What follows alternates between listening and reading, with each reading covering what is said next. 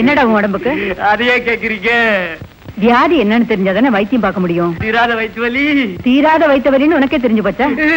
பின்ன ஏன்டா இங்க வந்த?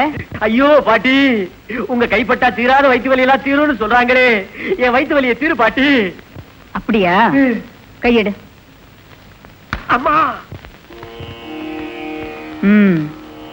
பெத்த தாய்க்கு சோறு போடாதவன், மத்தவங்க வயிற்றுல கொட்டிக்கிறவன், இவங்களுக்கெல்லாம் பாவம் வயிற்று வலியா தாண்டா வரும். ஆத்தாள நல்லா வேண்டிக்கிட்டு இந்த வேப்பலைய நல்லா மென்னு முழுங்கு, எல்லாம் சரியா போயிடும். ஐய, வேப்பிலையா? வேப்பிலைன்னு அவ்வளவு சாதாரணமா நினைச்சிட்டியா? எல்லா சக்திகளும் தான் கையில தாங்கிக்கிட்டு இருக்கிற அந்த ஆத்தாளோட சக்தியே இந்த வேப்பிலையில தாண்டா இருக்கு. போடா.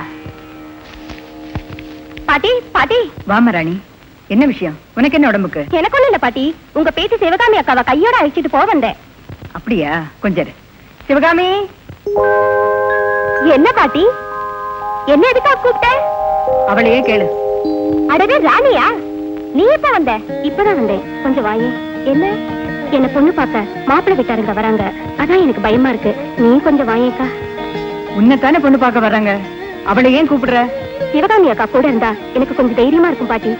ஆமா பாட்டி, அப்ப இவ்வளவு ஆசையா கூப்பிடுறப்போ நானும் போறேன் பாட்டி. வேண்டான்னா கேட்கவா போறேன்? போ.